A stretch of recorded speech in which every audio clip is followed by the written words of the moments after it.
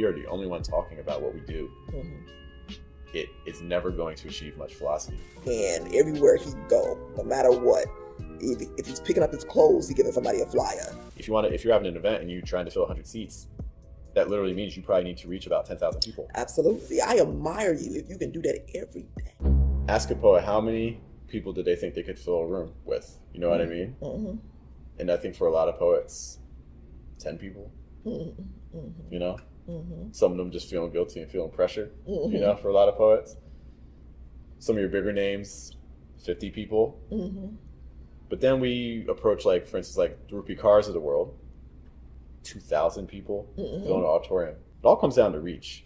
It all comes down to reach. Because it do depends on the reaches. And not only that, because once the other people know, they spread it to the other people, and they spread it to the other people. And then the word of mouth travel. Actually, word of mouth travel stronger than them flyers and them the word of mouth is strong, you know. That's, I don't know if you like follow marketers or all. One marketer I really like is Seth Godin.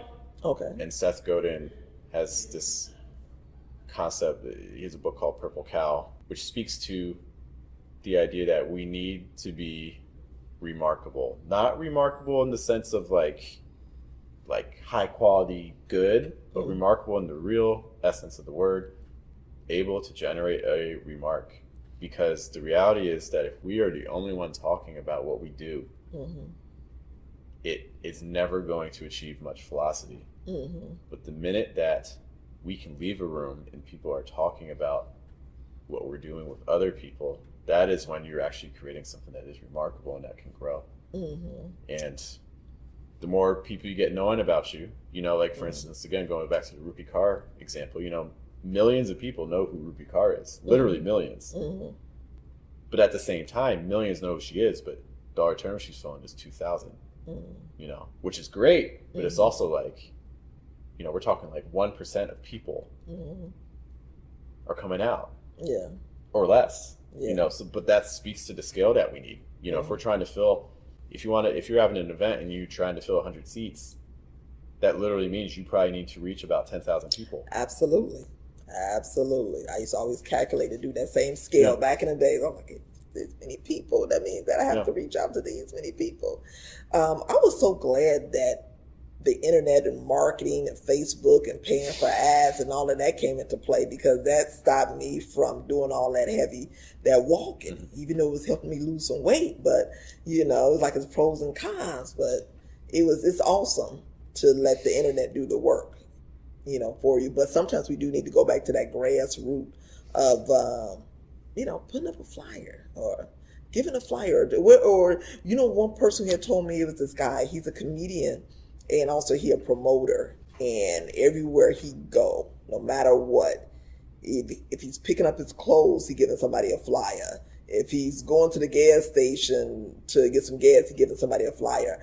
Now, I would say I'm guilty. I can't do that every day, 30 days a week, 8 hours a day. Now, I can do it some days, like the time I go to McDonald's or whatever. Like, I'm going to do it. This is the day I'm going to do it, you know, but that consistency, I admire you if you can do that every day.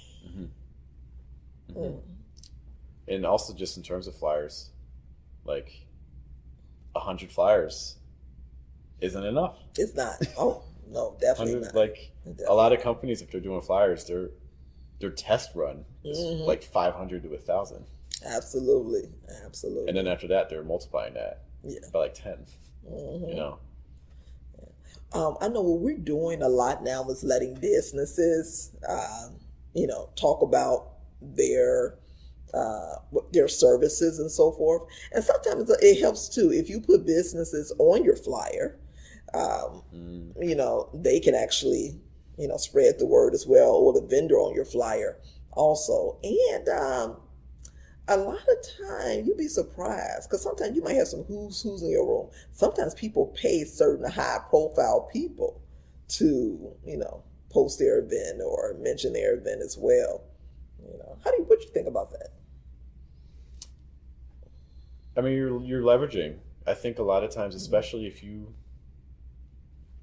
don't have that level of prestige yourself, It's a common business strategy. There's another marketer named Daniel Priestley. That's actually one of the strategies he recommends. Is that like if you're starting a business, but you don't have that clout in the industry, what do you do? Well, you get someone that does, and you pay them like a certain. You can do a commission or something like that. You know, like I'll give you 30% of our sales or whatever. You're basically using. They have the name you need.